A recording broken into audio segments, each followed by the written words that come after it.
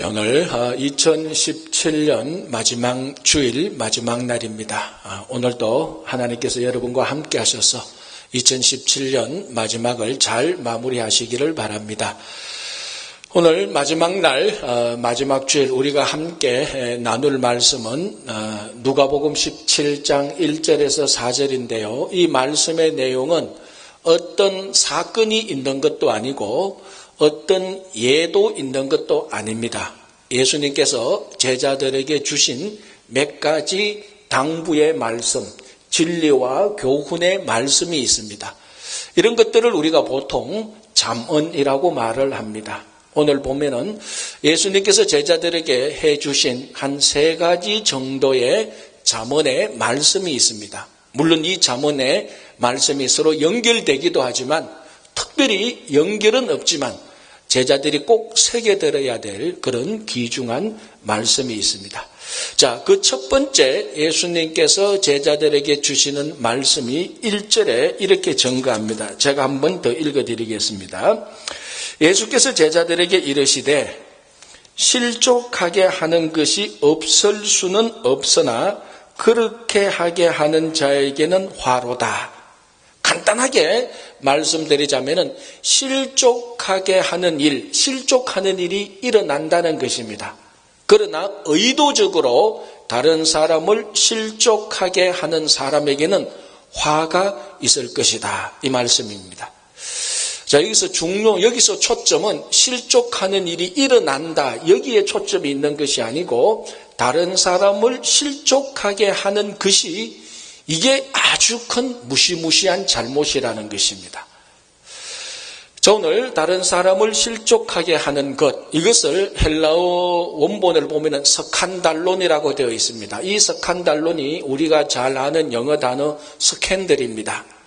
보통 여러분 스캔들 이런 단어를 들으면은 얼핏 생각에 떠오르는 것이 남녀간의 불륜 스캔들, 그것 때문에 죄를 짓는 것, 이런 것을 쉽게 생각합니다. 틀린 것은 아니지만은 이것은 스캔들, 수없이 많은 스캔들 가운데 아주 적은 한 부분에 불과한 것입니다.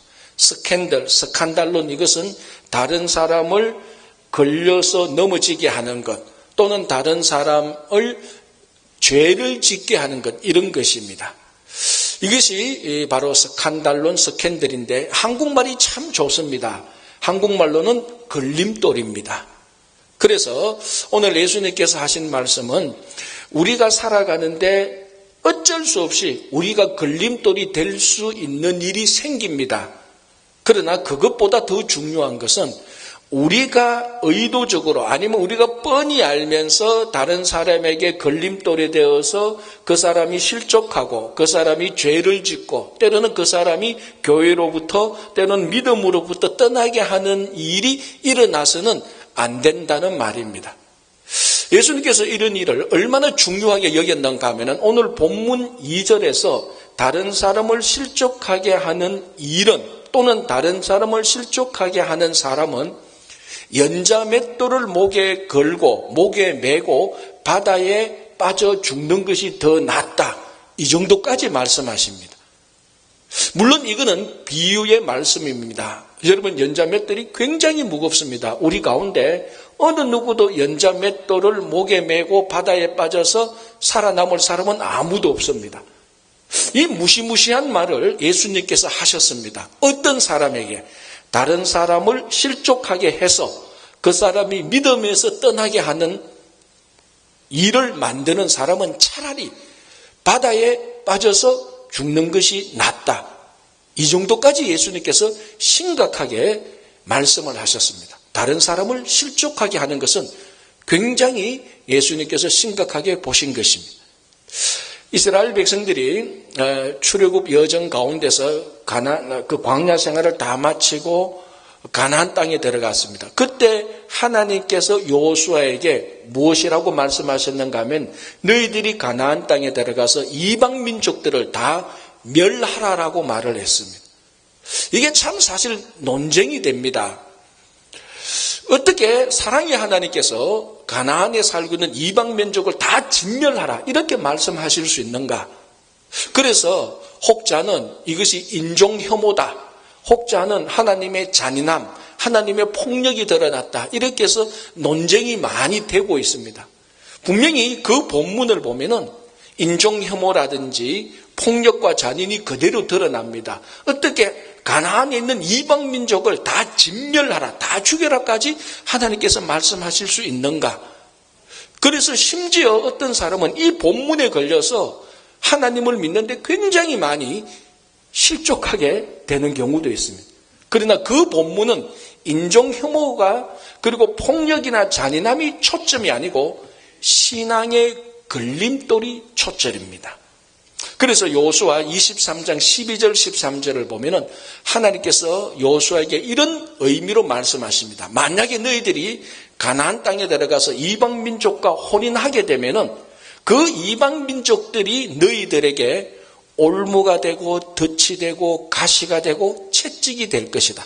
그렇게 되면은 너희들이 오히려 진멸하게 될 테니까 너희들이 오히려 이방 민족들, 너희들의 가시와 올무와 덫과 채찍이 되는 것을 진멸하라는 것입니다. 여기서 올무, 덫, 가시, 채찍은 이스라엘 백성들이 하나님을 온전히 섬기는데 방해가 되는, 걸림이 되는 스칸달론, 바로 걸림돌입니다. 그래서 하나님께서 이스라엘 백성들을 사랑하기 때문에 이스라엘 백성들이 하나님을 잘 섬기는데 걸림이 되는 그 올무, 가시, 덫, 채찍을 다 진멸하라는 것입니다. 그러니까 이것은 인종혐오나 잔인, 폭력의 문제가 아니고 하나님을 섬기는 데 있어서 방해가 되는 걸림돌을 제거하는 차원입니다. 이만큼 하나님께서는 한 이방 민족을 멸종시켜서라도 걸림돌을 제거하시고자 하는 마음이 있었습니다. 그러니까 오늘 본문에 보면은 다른 사람을 실족하게 하는 것, 다른 사람을 믿음에서 떠나게 하는 것은 차라리 연자 맷돌을 메고 바다에 빠져 죽는 것이 낫다라고 말하는 것입니다. 자, 고린도 교회에 여러 가지 문제가 있었는데 그 중에 한 문제가 우상 앞에 바친 제물을 먹어야 되느냐, 먹어서는 안 되느냐, 이 문제입니다. 자, 여러분 생각에는 우상 앞에 바쳐진 제물, 그 음식을 먹어야 됩니까? 먹어서는 안 됩니까? 저도 어릴 때 이와 유사한 시험에 빠진 적이 있습니다. 제가 어릴 때 교회 다닐 때 예수 믿을 때 저희 부모님은 예수를 믿지 않았습니다. 그런데 이 명절 때 되면 무슨 문제가 생깁니까? 제사 문제가 생깁니다. 제가 이래봬도 집안이 장손이거든요.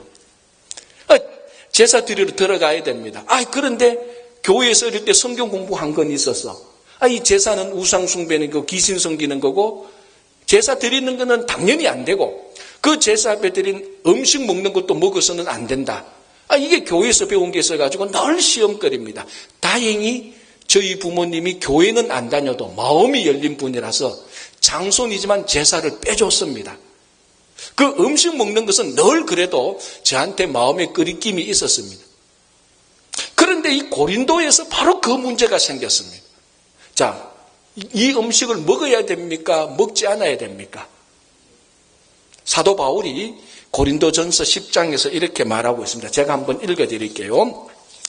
고린도전서 10장 27절에서 사도 바울이 그 음식을 먹으라라고 말하면서 이렇게 말합니다. 불신자 중 누가 너희를 청할 때에 너희가 가고자 하거든 너희 앞에 차려놓은 것은 무엇이든지 양심을 위하여 묻지 말고 먹어라. 여기서 불신자가 성도를 초청해서 식사를 대접합니다. 그런데 그 식사를 먹고 그 집에 들어가려고 한다면은 무슨 음식이든지 이 음식이 우상 앞에 바친 제물인지 아닌지 묻지 말고 먹으라라고 말을 합니다. 자, 그 당시 고린도에서는 어떤 일이 있었는가 하면 고린도에서는 많은 우상 신전들이 있었습니다. 그리고 많은 음식을 우상 신전에 바쳤다가 바친 그 음식이 또 시장으로 나옵니다. 그러면 사람들이 그 음식을 사오는데 그 중에 많은 음식이 우상에게 바쳐진 제물입니다.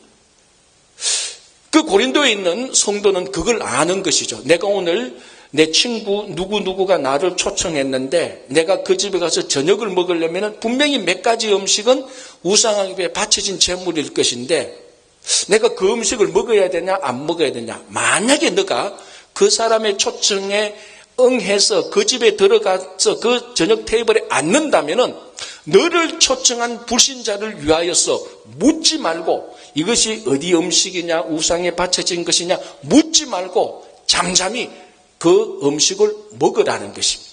그거는 분명히 우상에 바쳐진 제물이 있습니다. 먹으라는 것입니다. 왜 먹으라고 말을 하죠?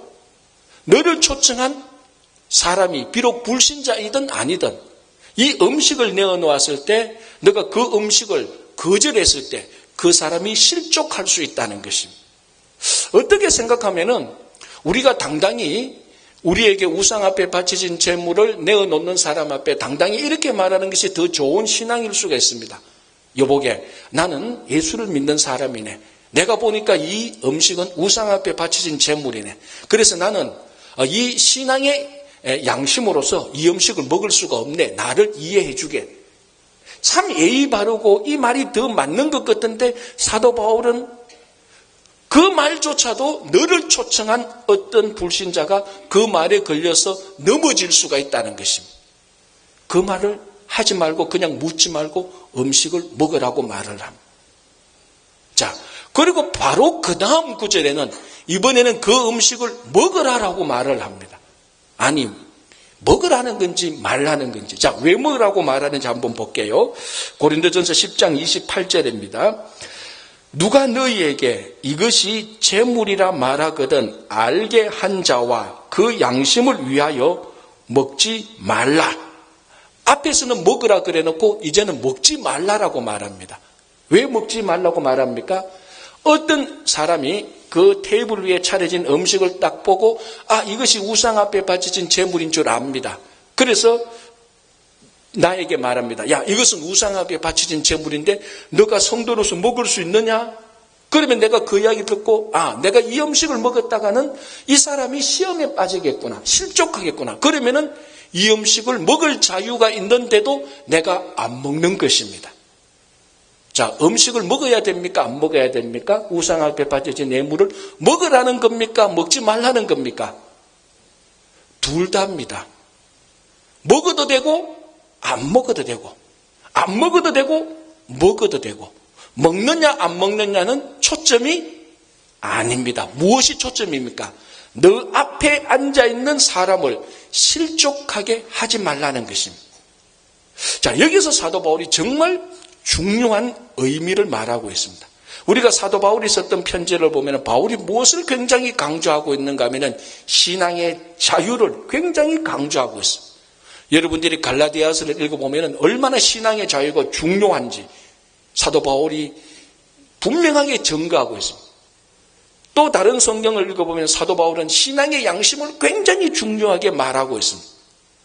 그런데 오늘 한 사람을 실족하지 않게 하기 위하여서 사도 바울은 신앙의 자유도 신앙의 양심도 포기하라고 말을 하고 있습니다. 이게 얼마나 한 사람을 실족하게 하지 않는 것, 한 사람이 믿음에서 떠나지 않도록 하는 것을 귀하게 여기고 있는 것입니다. 오히려 우리가 볼 때는 신앙의 자유를 지키고 신앙의 양심을 지키는 것이 훨씬 더 중요하게 말할 수 있는 것 같지만 바울은 아니다라고 말합니다. 한 사람이 믿음에서 떠나지 않는 것, 실족하지 않는 것이 너 자신의 신앙의 자유보다 신앙의 양심보다 더 중요하다는 것입니다. 여러분, 이것이 우리 교회 공동체의 아주 중요한 기준이 되어야 되는 것입니다. 각자 한 사람의 신앙의 양심과 신앙의 자유는 굉장히 중요합니다. 이것은 우리가 지켜야 될 것입니다. 그러나 교회 공동체로 함께 살아갈 때는 내 양심과 내 자유가 다른 사람에게 걸림돌이 된다면 기꺼이 양심과 자유도 내려놓아라라고 말을 하고 있습니다. 자, 올 한 해 2017년을 되돌아보면서 어쩌면 나 때문에 내 말과 행동 때문에 실족하게 하는 일이 발생했을 수도 있을 것입니다.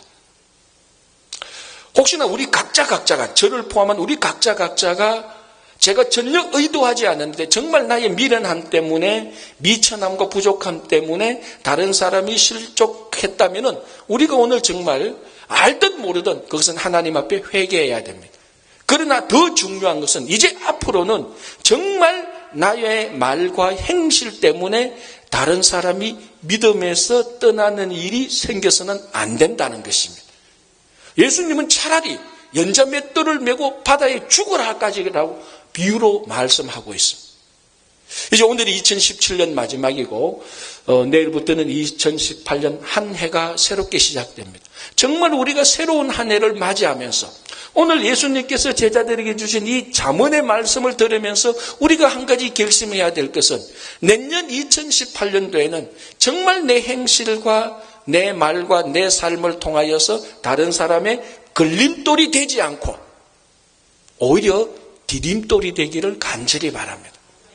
시험에 빠진 자들, 슬퍼하는 자들, 우는 자들, 낙담한 사람들이 나와 우리 교회를 보고 디딤돌이 되기를 정말로 간절히 바랍니다. 그래서 늘 심지어는 내가 걸림돌이 되지 않게 하기 위해서 사도 바울이 말씀하신 것처럼 다시 한번 강조할게는 심지어는 신앙의 자유와 양심도 내려놓기를 간절히 바랍니다. 그게 공동체를 세우는 중요한 교회의 기준이 되어야 되는 것입니다. 자, 오늘 본문에서 예수님께서 두 번째로 제자들에게 주시는 잠언이 이겁니다. 너희 가운데 너희 형제가 죄를 짓거든 경고하고 회개하거든 용서하라라고 말을 합니다. 형제가 죄를 지으면 경고하라라고 말을 합니다. 자, 이 경고의 정확한 의미는 사실은 책망입니다. 우리가 더 정확한 의미를 보면 너 형제가 죄를 짓거든 먼저 책망하라는 것입니다. 그런데 우리가 오해해서는 안 되는 것이 여기서 책망은 공격하는 것도 아니고 정죄하는 것도 아니고 판단하는 것도 아닙니다. 여기서 말하는 책망은 공동체의 한 멤버로서 그 사람의 잘못을, 그 사람의 죄를 책임질 수 있는 마음에서 책망하라는 것입니다. 자, 여러분 이게 참 쉽지 않습니다. 내가 어떤 사람의 잘못을 봤습니다. 죄를 지었습니다.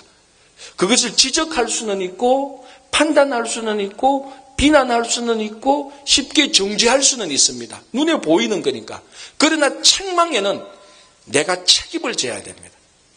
그 사람의 잘못을 책망할 때는 그 사람의 잘못까지도 내가 함께 책임질 수 있는 그 자리와 그 마음이 있을 때 말하는 것이 책망입니다. 그러면은 이 책망하는 사람에게 이 정도 책임을 질 수 있다는 것은 그만큼 책임만큼 사랑이 있다는 것입니다. 그래서 오늘 내가 모르는 사람이 죄를 짓거든 이 말이 아니고 너의 형제라고 말을 합니다.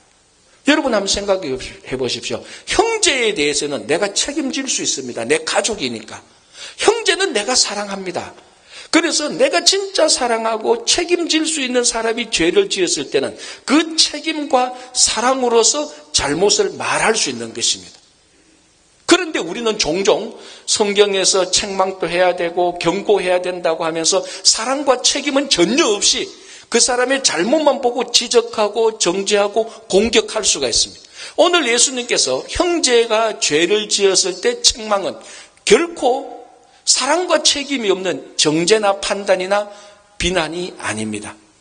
이 책망에는 책임이 있어야 되고 사랑이 있어야 되는 것입니다. 그래서 책망에는 내용도 중요하지만 책망하는 동기가 훨씬 더 중요합니다. 정말로 내 사랑하는 형제 자매를 사랑하는지 아니면 저 사람의 죄를 내가 공동체에서 같이 그 죄를 책임질 마음이 있을 때에 그 사람의 죄를 책망할 수 있는 것입니다. 분노나 정죄나 어떤 미움이나 다른 나쁜 감정에서 그 사람을 책망하는 것이 아닙니다. 그래서 내가 혹시나 누구를 책망할 일이 있으면 먼저 우리가 내가 책망하는 동기가 순수한지 그걸 점검해야 됩니다. 내게 사랑이 있는지 아니면 책임질 수 있는 의무감이 있는지 그걸 점검해야 되는 것입니다. 그래서 이 책망에는 사랑과 책임이라는 동기가 중요한데 이 사랑과 책임이 있는 책망에는 아주 이 말투를 들어보면 대략 알 수가 있습니다. 이 사람이 영적인 동물이라서 상대방이 내게 말하는 말투를 들어보면 이것이 지금 사랑과 책임이 있는 말투인지 아니면은 짜증이 섞인 말투인지 분노가 있는 말투인지 경멸의 말투인지 우리는 알 수 있습니다. 그래서 혹시나 여러분들이 형제 자매를 책망할 일이 있거든 사랑과 책임이 있는가를 점검하고 정말로 최대한 사랑과 겸손과 정중의 말투로 책망을 해야 되는 것입니다. 이 고든 맥도날드 목사님이 한 번은 맨하탄에서 목회를 할 때 자기 교회에서 어느 날 업무를 마치고 교회에서 나왔습니다. 나왔는데 이 노숙자 한 사람이 쓰레기통을 막 이렇게 더럽게 뒤적이고 있었습니다. 안 그래도 늘 그게 골치였습니다. 교회 옆에 맨하탄에 있는 그 교회 옆에 누군가는 모르게 와서 쓰레기통을 뒤지고 뚜껑도 열어놓고 그 쓰레기를 치우지 않고 막 이렇게 지저분하게 어지러워 놓으니까 교회 근처가 하도 더럽게 되어서 안 그래도 늘 불만이 있었고 짜증이 있었던 마음인데 마침 그날 나오니까 한 노숙자가 쓰레기통을 막 뒤적이고 있는 것입니다. 그래서 한마디 했죠. 여보세요. 당신 볼 일이 다 끝나거든 잘 정리하고 뚜껑을 잘 닫으세요. 하고 책망하고 무시하고 돌아서는 순간에 그 노숙자가 딱 붙듭니다. 잠깐만요. 그러는 거예요.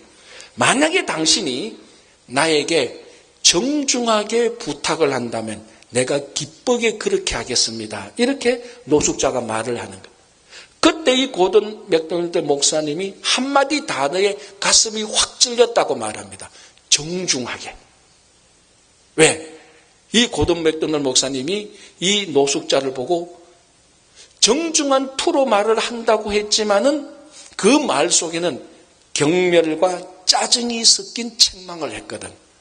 비록 노숙자였지만, 비록 삶이 어렵고 힘든 노숙자였지만은 상대방이 하는 말투를 들었을 때 저 사람이 지금 내게 책망을 하는데 경멸과 짜증과 무시가 들어있다는 것을 느꼈습니다. 그래서 말을 합니다. 만약에 당신이 정중하게 내한테 말을 한다면, 우리말로 하면 정중하게 나를 책망한다면 내가 그 말을 듣겠소. 기꺼이 해주겠소. 그래서 고든 맥도날드 목사님이 순간에 아차, 이게 내가 잘못했구나. 내가 경멸과 짜증으로 저 사람을 책망했구나. 그래서 정말 그 순간적으로 회개하고 다시 정중하게 겸손하게 부탁을 했습니다. 여보세요. 이곳이 너무 더러우니까 거기서 볼 일을 다 보시고 깨끗하게 정리해 놓으시고 뚜껑을 닫아주시면 정말 감사하겠습니다.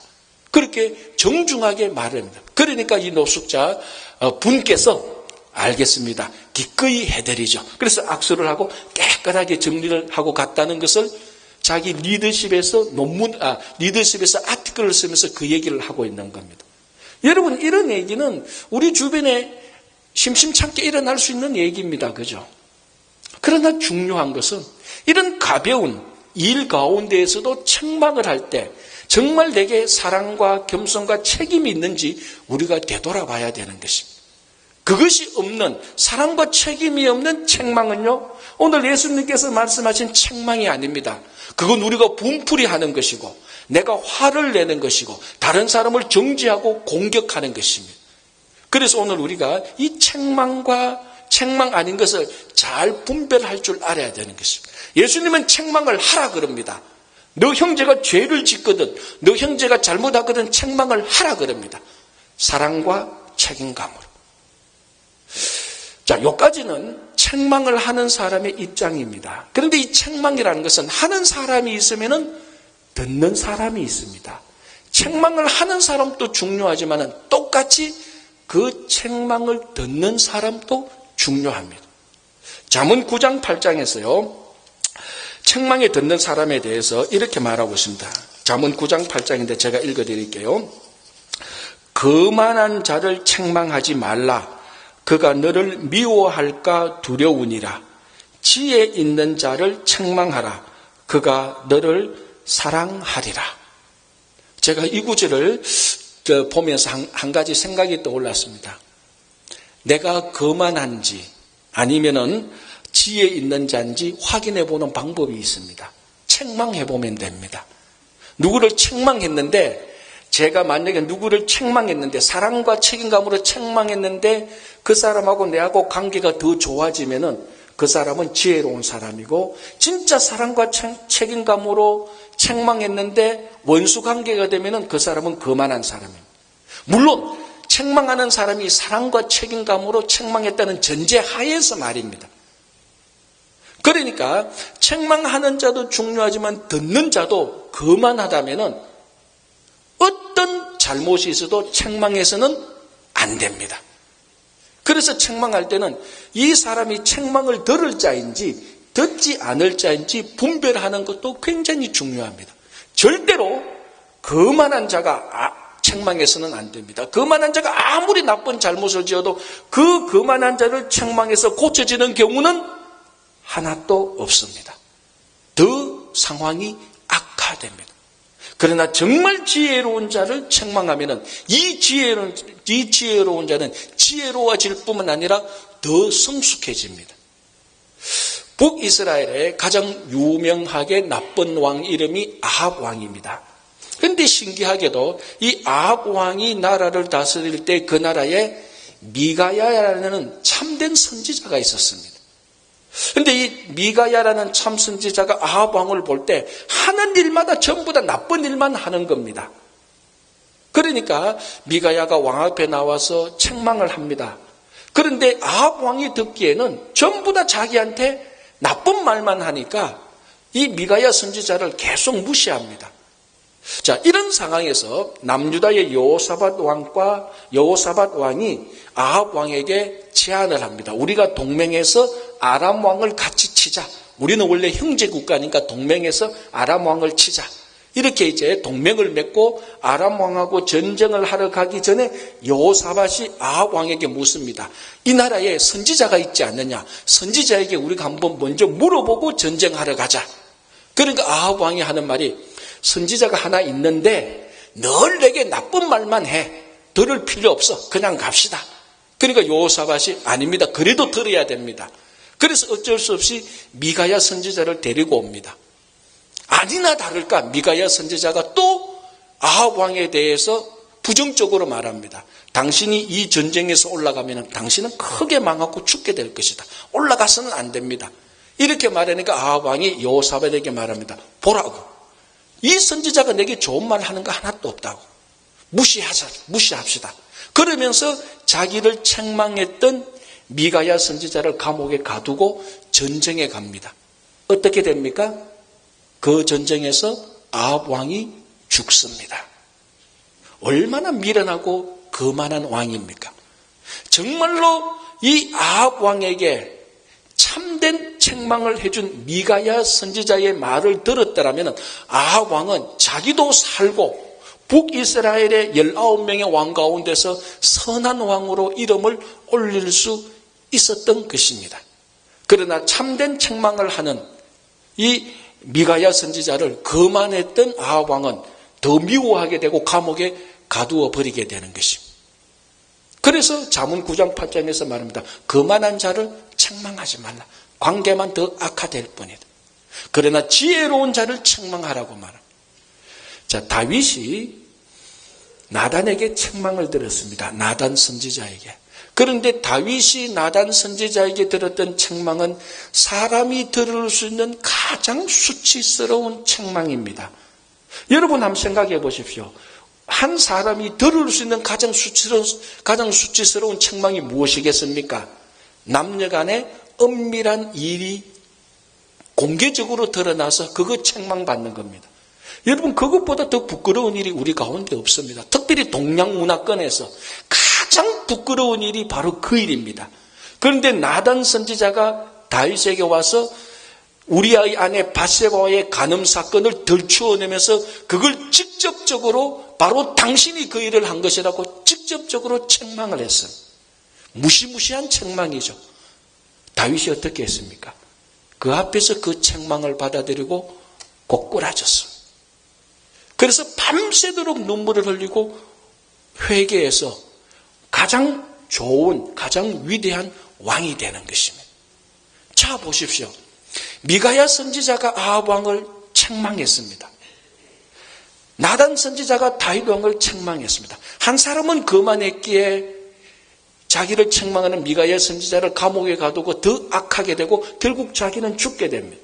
그러나 다윗 왕은 지혜로웠기 때문에 그 책망을 받아들여서 가장 위대한 왕이 되는 것입니다.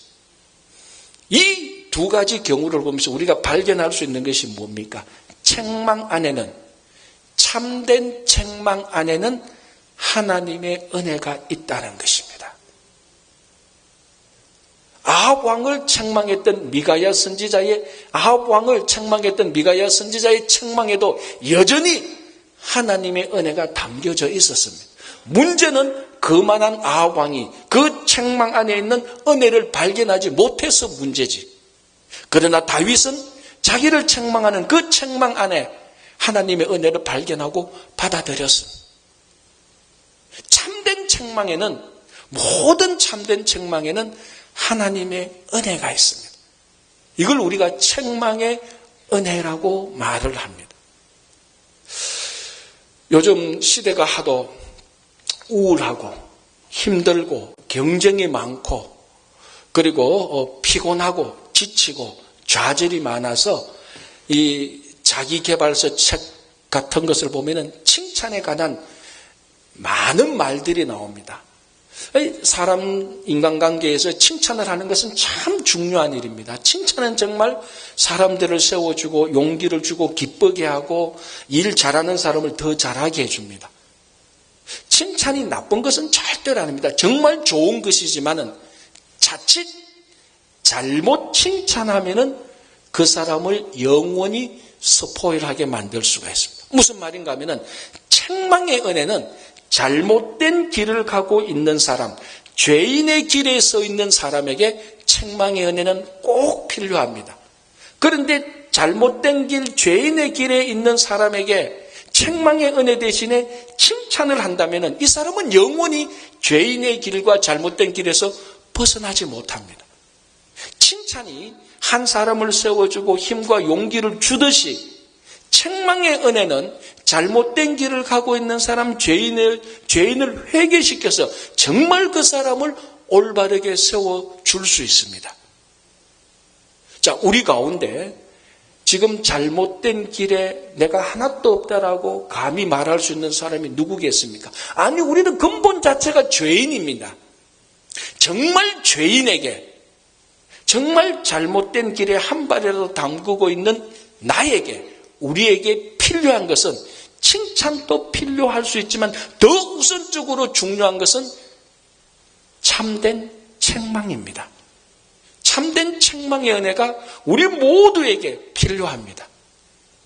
그러나 우리는 칭찬을 더 좋아합니다. 칭찬이 나쁘다는 말은 아닙니다. 그러나 이 칭찬은 잘못된 길을 가고 있는 사람들에게 올바른 길로 갈 수 있도록 제시하지는 못합니다. 비록 아프지만은, 비록 마음이 찔리지만은 이 책망을 통해서 잘못된 길에서, 죄인의 길에서 벗어나서 올바른 길을 갈 수 있습니다. 이게 책망의 은혜입니다.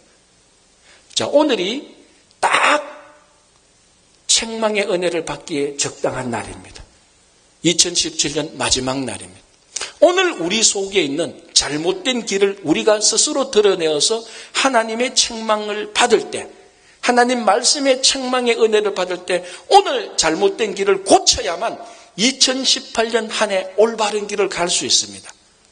이걸 오늘 우리가 고치지 않는다면 우리 각자 안에 있는 잘못된 길, 잘못된 습관, 악한 습성들을 오늘 하나님 말씀의 책망의 은혜를 받아들일 때 2018년은 올바른 길이, 하나님으로 가는 길이 쫙 펼쳐지는 것입니다.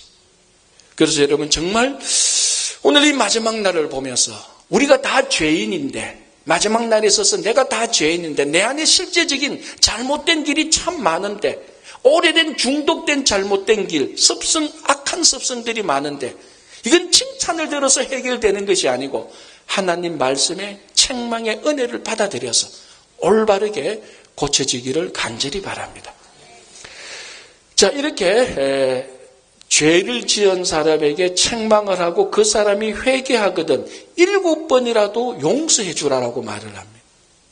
오늘 이와 똑같은 본문을 다루는 마태복음에서는 베드로가 예수님에게 나와서 몇 번이나 용서를 해줘야 됩니까? 라고 말을 할 때 예수님께서 베드로에게 뭐라고 말씀하십니까?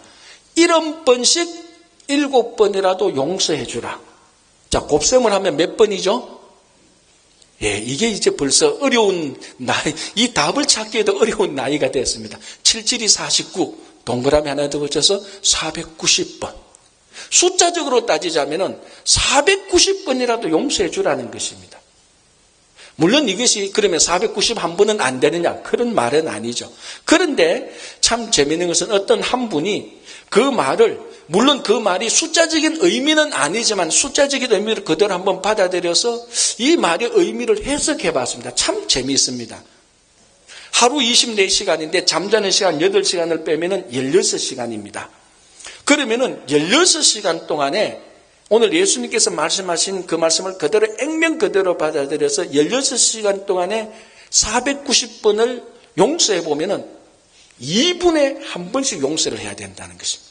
2분 지날 때마다 한 번씩 용서를 해줘야 됩니다. 그러니까 2분 지났으면 또 용서하고 2분 지나면 용서하고.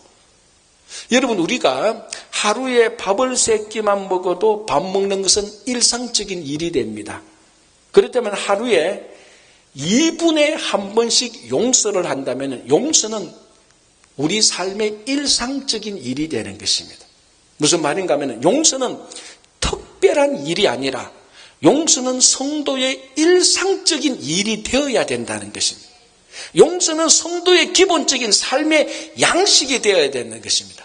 특별히 일주일에 한 번, 한 달에 한 번 마음 먹고 하는 것이 용서가 아니고 마치 하루에 밥을 3끼 먹듯이 마치 우리가 매 순간순간 숨을 쉬듯이 용서를 하라는 것입니다.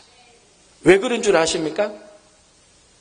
우리가 죄를 일상적으로 짓고 있기 때문에 그렇습니다. 자, 어제 하루만 생각해 보십시오.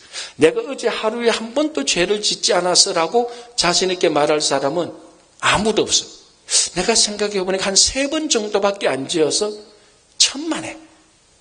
따져보면 예수님께서 보실 때는 490번 더 지었을 수도 있을 겁니다. 무슨 말인가 하면은 우리가 살아가면서 실제적으로 마음과 몸으로 입술과 생각과 행동으로 짓는 죄는 일상적인 삶이 되어버렸습니다. 우리의 삶이 죄 짓는 것이 일상적인 삶이 되었기 때문에 당연히 용서도 일상적인 삶의 방식이 되어야 되는 것입니다.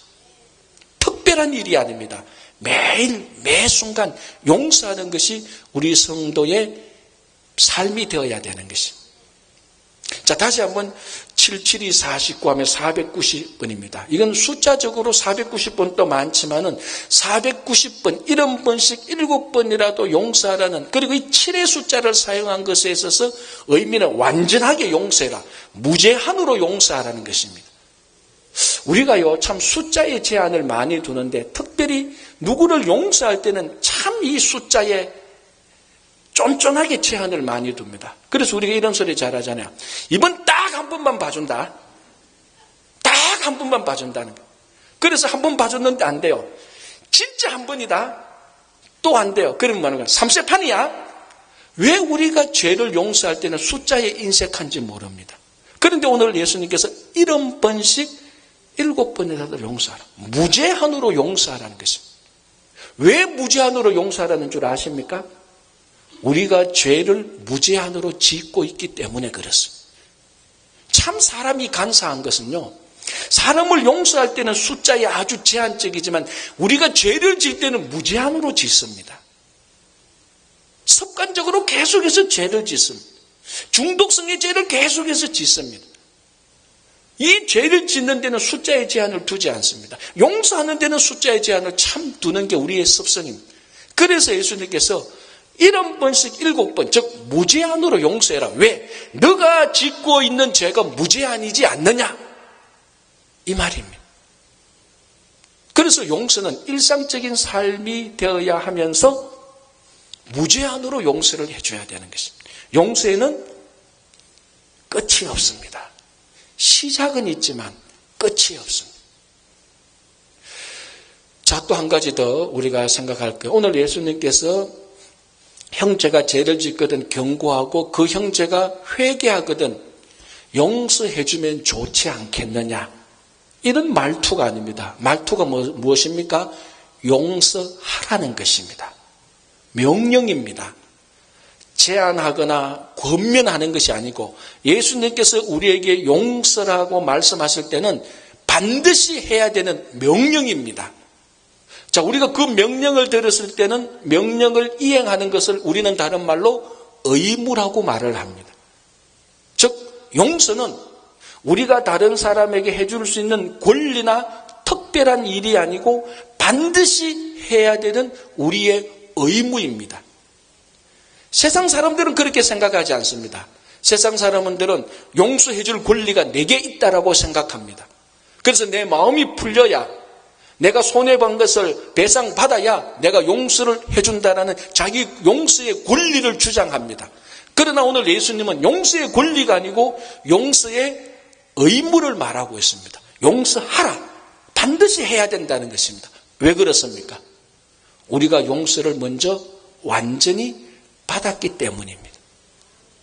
정말 죄 때문에 영원한 지옥에 갈 수밖에 없고, 죄 때문에 삶이 망가질 수밖에 없고, 죄 때문에 어둠 속에 살 수밖에 없는 우리를 예수 그리스도 그분 스스로가 십자가에 달려 돌아가심으로 우리의 죄를 완전히 용서해 주었기 때문에, 우리 죄가 용서받았기 때문에 용서해 주는 것은 권리가 아니고 마땅히 해야 될 의무입니다.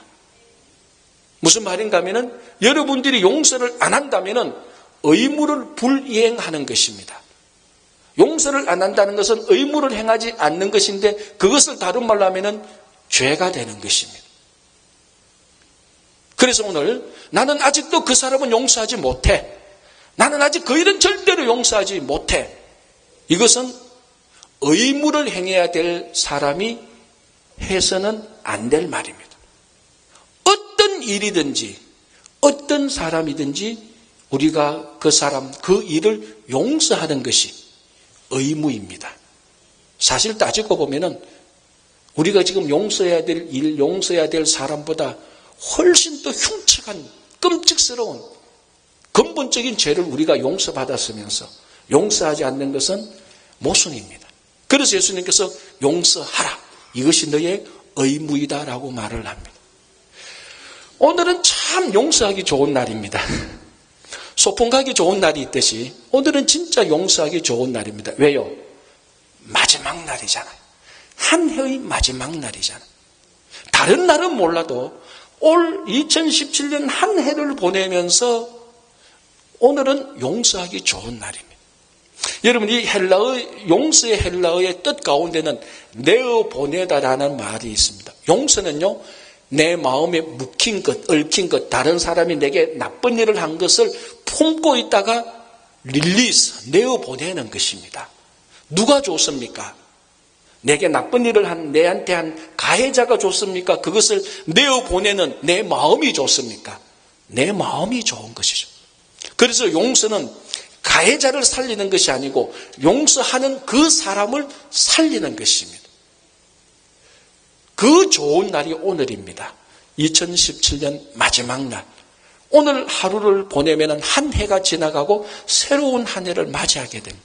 새로운 한 해를 맞이하면서 아직까지 내어 보내지 않았던 죄와 악이 있다면 참 불행합니다. 10년을 맞이하면서 여러분 속에 품고 있었던, 아직 내어 보내지 아니했던 그런 일들이 있다면 다 내어 보내시고 정말 마땅히 해야 될 용서를 함으로 하나님께서 기뻐하시는, 주님께서 기뻐하시는 성도의 삶이 되기를 간절히 바랍니다.